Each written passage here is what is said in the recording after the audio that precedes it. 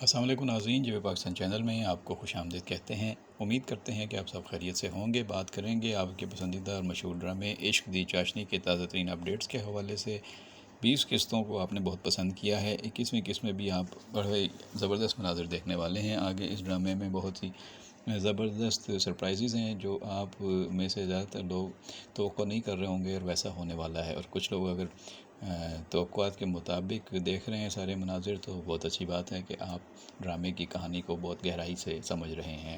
Drama بہت خوبصورتی سے آگے بڑھ رہا ہے، مٹھائیوں اور لڑائیوں کے ساتھ ساتھ اس کہانی میں اب بہت سارے یو ٹرن آئے ہیں، لیکن کئی چہرے اب بے نقاب ہو رہے ہیں۔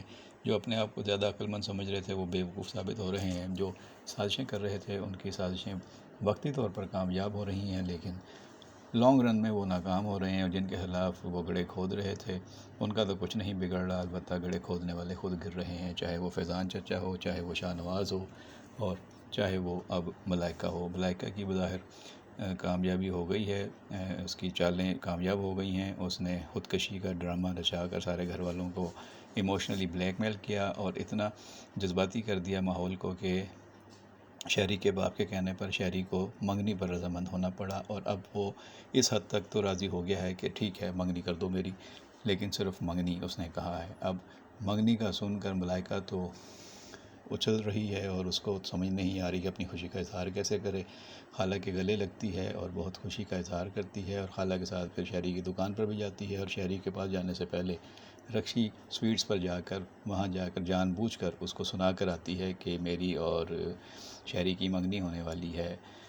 اب ظاہر ہے کہ رکشی کو یہ سن کر دھچکا بھی لگا ہے، کیونکہ پہلے وہ شہری کے بہت قریب آ گئی تھی اور شہری اور وہ آپس میں اپنے مستقبل کے خواب دیکھ رہے تھے۔ پھر ان کے گھر کے پرانے مسائل اور بزرگوں کی لڑائیاں آڑے آ گئیں، اور رکشی کو بدگمان کر کے شہری سے دور کر دیا گیا اور سلطان سے اس کی منگنی بھی کر دی گئی۔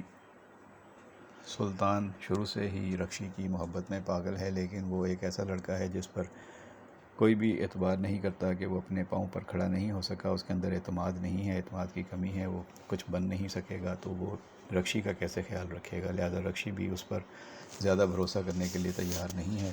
وہ اسے اپنے منگیتر ہونے کا حق جتاتا ہے، لیکن رکشی کو اس میں کوئی دلچسپی نہیں ہے۔ رکشی کی ساری توجہ اپنے کاروبار پر ہے۔ اب 10 دن باقی رہ گئے ہیں، اسے اپنے آپ کو منوانا ہے، لیکن رقم ختم ہو گئی ہے۔ اب اس کے اکاؤنٹس خالی ہیں تو وہ کیا کرے؟ اس کے ملازمین بھی کہتے ہیں کہ میڈم اب کیا ہو سکتا ہے، سارے راستے بند ہوتے جا رہے ہیں۔ بینک سے قرضہ لینے کی کوشش بھی کرتی ہے، لیکن بینک والے کہتے ہیں آپ کے پاس سیکیورٹی میں رکھوانے کے لیے کچھ ہے؟ آپ کی تو شاپ بھی کرائے پر ہے، کل کو آپ خالی کر کے چلی جائیں گی تو ہم آپ کو کہاں ڈھونڈتے پھریں گے؟ اور مکان آپ کا کوئی ہے تو اس کے کاغذات دے دیں۔ وہ کہتی ہے مکان میرے والد صاحب کے نام پہ ہے، تو وہ کہتے ہیں کہ پھر تو ہم آپ کو قرضہ نہیں دے سکتے۔ تو بینک سے بھی جواب ہو جاتا ہے، اور اس کے بعد آخر میں وہ تنگ آ کر پھر اپنے والد کے پاس جاتی ہے اور انہیں بتاتی ہے کہ دکان میں مجھے نقصان ہو گیا ہے، مجھے اب رقم چاہیے۔ تو اس کی ماں کہتی ہے کہ تمہیں کس لیے رقم چاہیے؟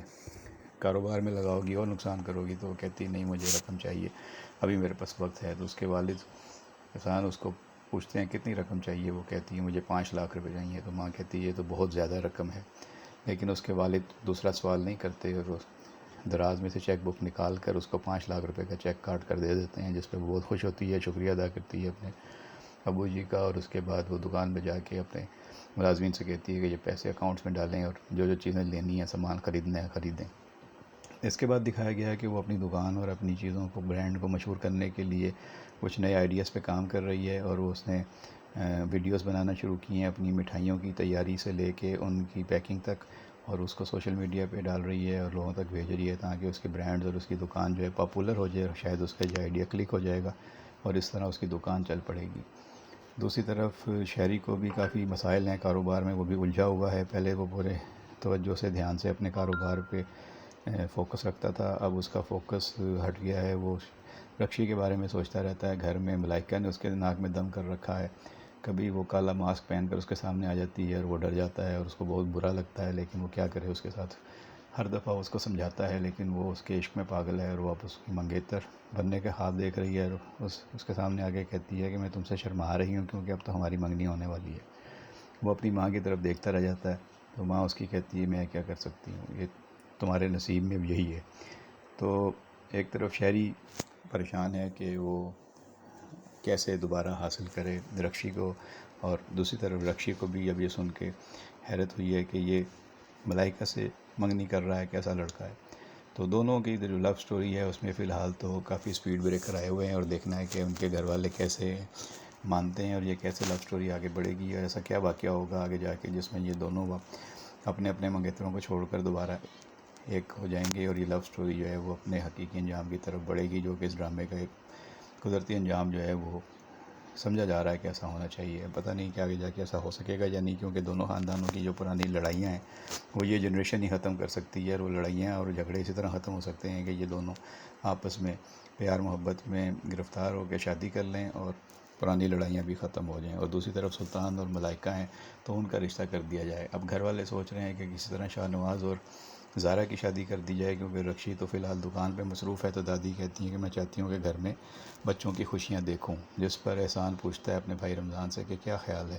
وہ کہتا ہے مجھے تو کوئی اعتراض نہیں ہے بھائی جان، لیکن زارا سے پوچھنا پڑے گا۔ دوسری طرف زارا اور شاہ نواز کے درمیان کافی تلخی ہوئی ہے، اور زارا کو شاہ نواز کی طبیعت اور اس کا رویہ سمجھ سے نہیں آ رہا، اور وہ اس سے بہت الرجک اور تنگ ہوتی جا رہی ہے، جبکہ شاہ نواز اس کو بار بار آ کے پوچھتا ہے اور اپنی محبت جتاتا ہے، کبھی اس کے لیے انگوٹھی لے کر آتا ہے، کبھی تحفے لے کر آتا ہے، لیکن وہ اس سے زیادہ خوش نہیں، مطمئن نہیں ہے، اور لگتا ہے کہ زارا اس شادی سے انکار کر سکتی ہے۔ منگنی تو ان کی ہو چکی ہے، لیکن ابھی شادی کے لیے گھر والے زور لگائیں گے تو ہو سکتا ہے زارا کوئی دوسرا فیصلہ سنا دے۔